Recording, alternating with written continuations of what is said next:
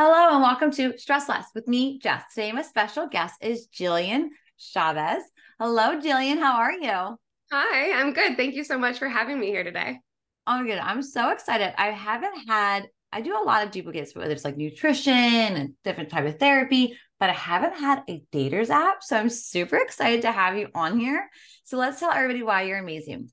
You're an automotive executive turned data love scientist, created Clara for daters after having her heart broken and entering back into dating, terrified that she would make another unhealthy relationship choice. So many people can relate to just that super niche of a story going, wait, my heart's been broken, stomped on, chewed on, spit out, everything in between. So you don't have to go into details, but tell us about this app. Tell us how it got started. Tell us a little bit about why you're amazing. Yeah, no, thank you again so much for having me. And there's definitely a lot of people who relate to my story. And quite frankly, when I started out for Clara for Daters, it was something that kind of fell into me. It wasn't something that I was choosing. I had a very successful career in automotive for almost 10 years, and I loved it. I was thriving. I was an executive. I was doing extremely well. And I probably would have continued down that path had it not been for the personal story that had occurred. I was in a relationship for 3 years. It was on the path to marriage. I'm very cognizant of like wanting to do relationship therapy lead up to marriage. We were doing all of that stuff. And unfortunately, I found out right around the end of COVID or in the middle of COVID, end of 2020, that he had been cheating on me the whole 3 years. Yeah. And I was shocked. And it honestly, it didn't only do a number to me, like in a relationship sense, but in a sense of me in my confidence sense, which was huge. Because as I told you, I'm an automotive executive. I deal with men, women all the time in a really high emotional, high powered space. I read a lot of different people. I hire people. I do interviews. Behavior, all that stuff is something that I've always been very familiar with. So I was able to do all that. And then to be kind of blindsided in something that even it meant more to me than my career stuff, and that I wasn't being aware of what was going on for 3 years was Yeah. just, it was shattering to me personally. Like you have this confidence and you feel like you know what's going on. But then when you find out something like this, it does such a number on you in terms of your own self-confidence, your own self-worth, and what you thought you believed you know, and your skills that you had. It just completely blows it up. And it's a really tough experience. Um, so anyway, after that, I was really having a tough time personally. I was still in the car business and I was still doing, what I love, which was amazing. But personally, I've always wanted to get married, have children. Like that's always been something that's very important to me. And after this breakup, I was just like, how am I ever going to have faith in myself to choose the right person again? Like there was stuff that I obviously ignored. There was uncomfortable things that were said or done that I didn't address and I didn't pursue in terms of getting to know. I obviously didn't know that he was cheating on me, but there were other instances, especially early on when dating him, that I should have been a bit more doing more due diligence about, and I just didn't. Right. And that's where I was so terrified. So I started going to therapy, getting my healing, on trying to build back that self worth and that confidence in my decision making skills.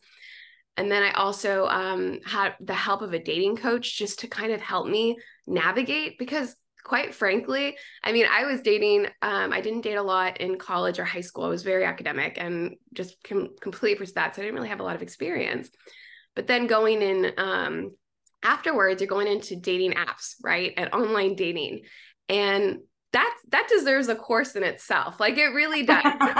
It's online dating is so tricky. There's so many options. The volume is ridiculous, right? I mean, especially for women. For men, it's a little different, but for women, there's a lot of volume.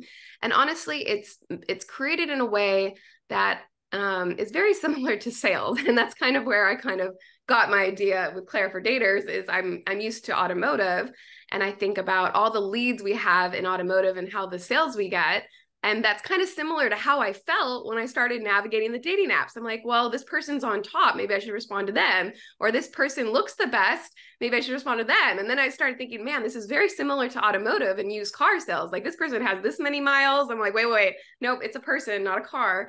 So it got very similar in those kind of, I don't know, an analyzing aspects. So anyway, after that, I was like, all right, let me figure out a way to be more intentional about this. And that's when I just started journaling, and trying to figure out after every date, how I felt, what was going on, and notice things that I probably would have ignored on a first date because I was just excited getting to know someone, but let me just make sure that I'm being accountable to myself. And journaling's great. I love it, but personally, I also have a problem with almost lying to myself when journaling as well. So, I mean, we all have we've seen those memes where we're telling our therapist only what we want to tell them, like, especially about, and it's the same, it's a therapist or your best friend, like, oh yeah, no, he's cute, but I'm not going to tell him that, that he was rude to the wait staff. Like, you're not going to do it. You're going to like completely phase over that. So I was like, I need to figure out a way to like really be honest with myself, because I'm lying now into the journal. I'm like just saying the good things and I'm not actually mentioning the bad. So that's where I started working on like, all right, well, what if I actually put a number to this? What if I actually ask myself the same 10 questions every time I have a date? And I have to say yes or no. There's no unsure, but you ask your questions, right? And that started being super helpful, is asking me these very pointed questions, and questions about like, just very basic. Did you feel respected? Was it obvious that he was into you? Those kind of questions. And in doing so, it really helped me personally. And that's when I ended up reaching out to psychologists and saying, okay, there's something here. Let me figure out how to do this the right way. Cause I'm not a psychologist, but I'm reading, I'm following, I'm reading tons of books, and I'm seeing these questions to ask. Well, let's try to work with someone to apply it. And that's where Clara for Daters like kind of got created. Because what you're doing is you're logging your dates. So for example, I'm always using my real world examples because I'm still dating actively. So I have a roster. I have people that I am out dating with. Roster dating is a type of style that they recommend, like dating experts do recommend. It's tricky for people like me who've only dated one person at a time.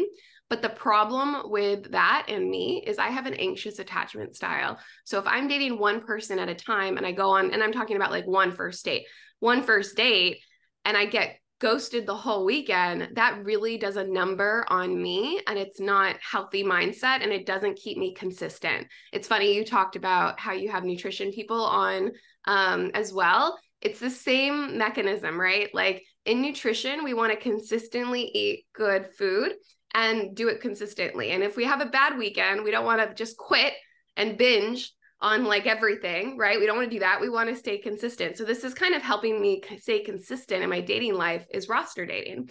So for example, this weekend, I had a great date, a lunch date on Saturday. I thought it went really well. I felt like he was into me. I did the vibe check questions afterward and he scored a 10. Like it was obvious he was into me. He was respectful, all these things during the date. However, he didn't follow up right away. Right. And that kind of leaves me anxious. And I'm like, oh man, he hasn't followed up. And I really thought it was a good date, but maybe there's something that I didn't pick up on, right? Maybe there's something that I just didn't interested in. But instead of like being all sad the rest of the weekend, I actually had another date planned for last night. So with a different guy. And that keeps me motivated, right? That's the power of roster dating. It's like, okay, well, that he didn't follow up right away, which is something that I'll probably call him out on if he reaches out, right? But in the meantime, I'm not going to be so emotionally tied to this outcome after one date. I'm going to allow myself to be open-minded and go to the other. So I had the second date. And it went really well as well. And he did follow up right away. And that's just another example of like how to keep it balanced. And again, I get roster dating gets really controversial because people are like, oh my God, you're seeing all these other people. But when we're talking about first dates and like talking on the apps and stuff, it's really not. It's just getting to know each other. And, Esther Perel, she's a relationship expert, and she talks about it the best, is that you want to get to know people over time under different circumstances. And if we focus all of our efforts on just one person, you're really limiting yourself, especially when you're and this is prior to being in an exclusive committed relationship, right? Once you decide that you're in an exclusive committed relationship, then roster dating goes away. But before then, we're just getting to know each other. And that's another element where Clara for Daters is so important, because they're all data points, right? And every time I log a date, I'm going to go through these vibe check questions, and they're going to be different after every date. They're going to get a little bit more advanced, and they're going to ask questions about physical safety, emotional safety, relational safety, chemistry, and values. And you just keep logging, you keep paying attention. I think the other piece on where I really messed up with my ex is I got to a point, once I fell for him, I stopped paying attention. And that was just something that really bit me in the butt afterwards. And this is where I'm hoping that with this, and it works for other people, but also for me, that I can just stay really mindful of what is going on in the actual behavior of the person, and not what I'm trying to make that person be, right? So that's a very long-winded way of going. No, you're good. This is amazing. Yeah. No, that's good. So super nutshell, things that I heard a lot when you were saying is a lot I'm hearing is that self-check-in, right? So first of all, how are you feeling? What do you want? Taking that accountability on how I'm feeling in the moment, but it also sounds like it's not right away. So kind of like some of those butterflies might be dying. So like you were saying, I'm not ignoring that he was rude to the waiter. I'm not ignoring those signs. I'm making notes, but I'm also not poo-pooing on him either. And I think that was one of the things I heard about your Saturday date was, okay, so maybe he didn't call, give me 1,000,001 reasons, right? And I'm not going to say, okay, you're cut off, but I'm also not going to stop myself either. I'm not going to go down to, I'm going to text you 1,000 times. I'm going to stalk your Instagram, things like that. I'm just going to keep moving with my life. And that's okay too. So there's a couple of things that are happening there. And with your roster part, I think what you're saying too, is I'm just living my life. I'm not stopping because this might be a potential. If something starts to become a potential, I'll have a different conversation with myself and that person, but I'm going to keep moving, especially like you said, if that first date level, if we start to get in the second, third, fourth, we're going to have a different conversation, but I'm going to let myself live. And there's nothing wrong with letting myself live now. Because to your point too, I get to keep learning about myself.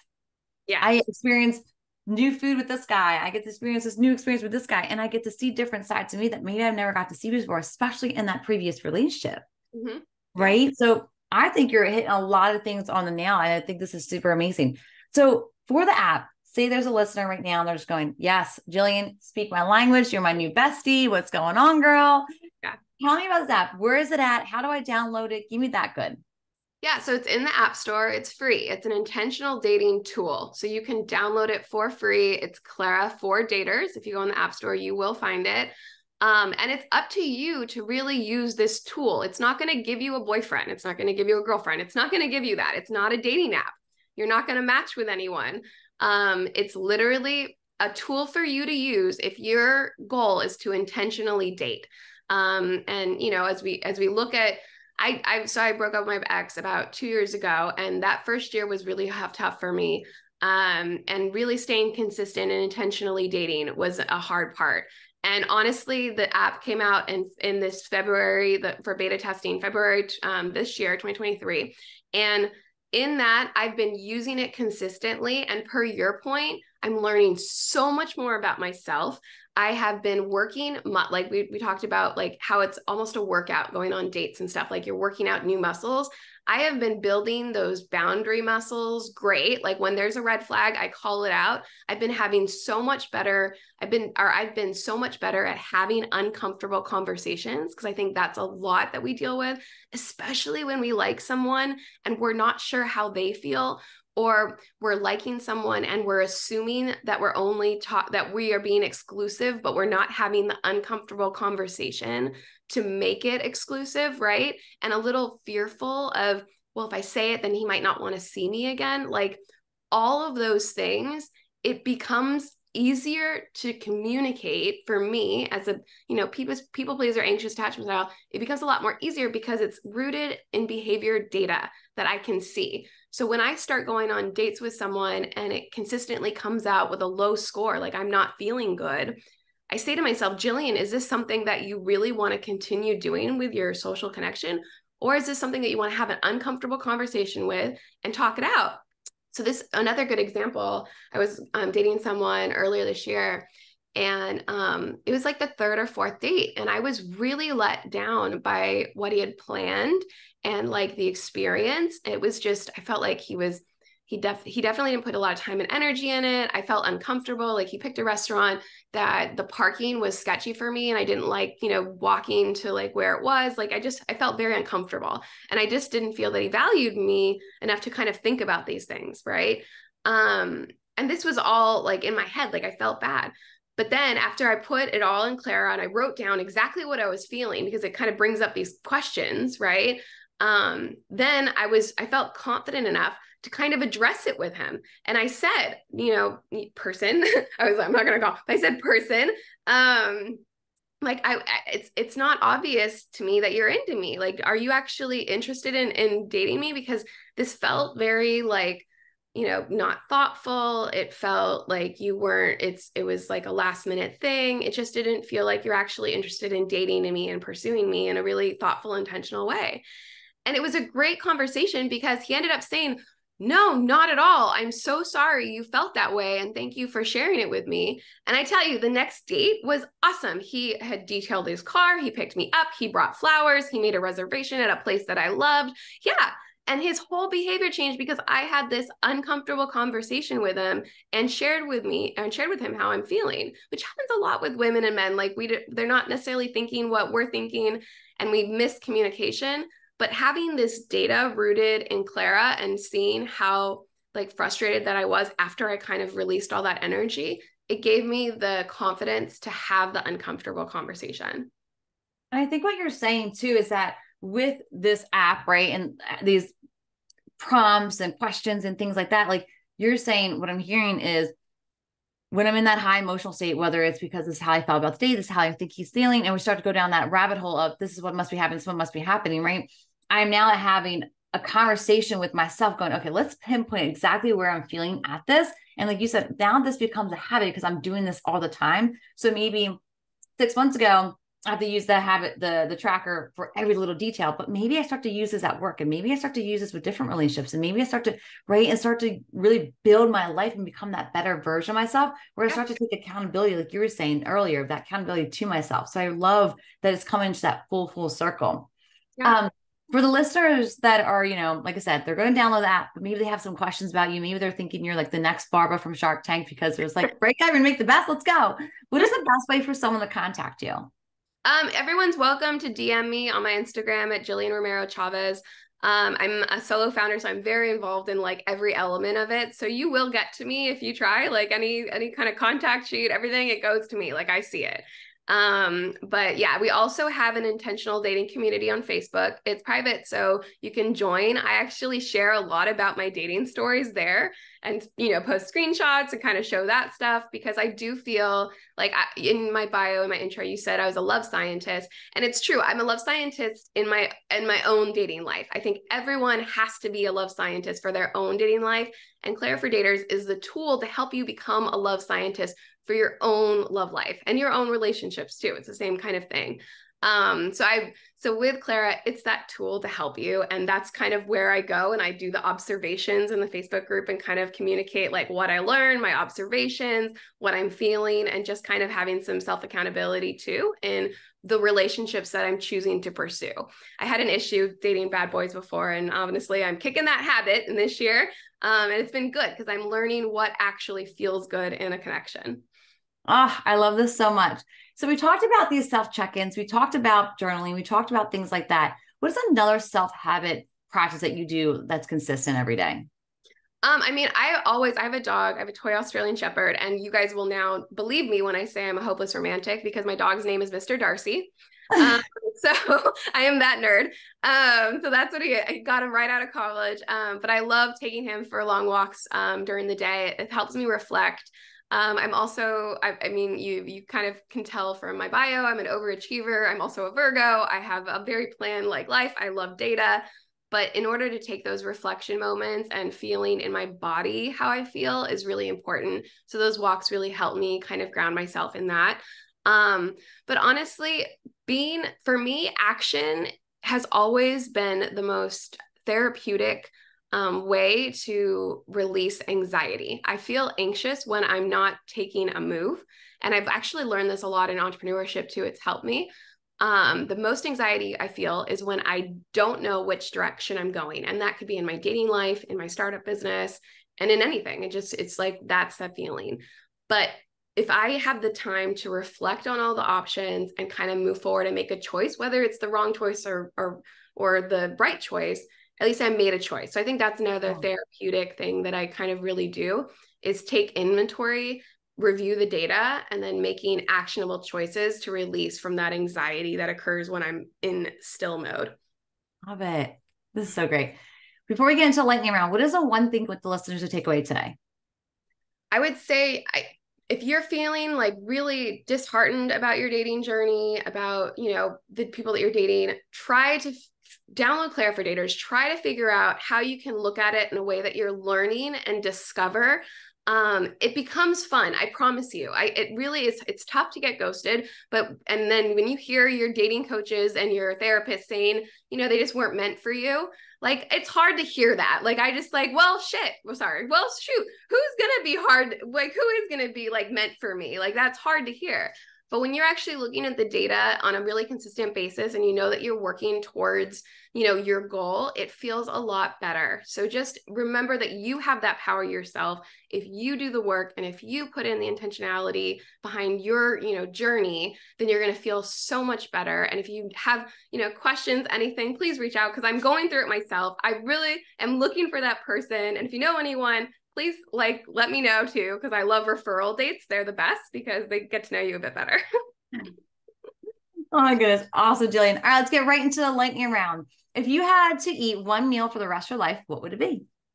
I love a seafood chile relleno, like Mexican food for sure, but that's really tough because that's dinner. I also like chorizo for breakfast. And then for Thanksgiving, I'm actually making cornbread chorizo stuffing. So I don't know. Anything in the realm of Mexican food is definitely my jam for sure. Just add the margaritas and I'm totally in. What movie, book, or TV show changed your life? Man, I'm gonna be such a nerd on this. So when I was younger, it was Barbara Taylor Bradford is the author. A Woman of Substance is the book. And I read it, I don't know, probably when I'm like 14 or 16. And I'm such a nerd. Like my first car, the quote that she had was to endure. And I literally made that my license plate at 16 years old. I'm like, what the heck am I enduring at 16? But that was the license plate that I drove around with at 16. The protagonist was amazing. She's a businesswoman who started with nothing. She was a single mom and she kept growing her empire. And I just really was just like in awe of the never give up attitude of that. But yeah, I was the nerd at 16 who had a to endure license plate. And last one, what is your pet peeve? I don't, that one's a tough one. Pet peeve. I would say probably like rudeness, like just being rude. I think that I think when we get impatient, we tend to go into the rude category. And I think it's good for us to like be aware of that's our problem, that we're not feeling patience and not being in that rude section. But yeah, rudeness is probably the pet peeve. I like that one. Yeah. All right. I'm super excited you got to join us today. And thank you then for your time. Thank you. I love talking to you. It was fun.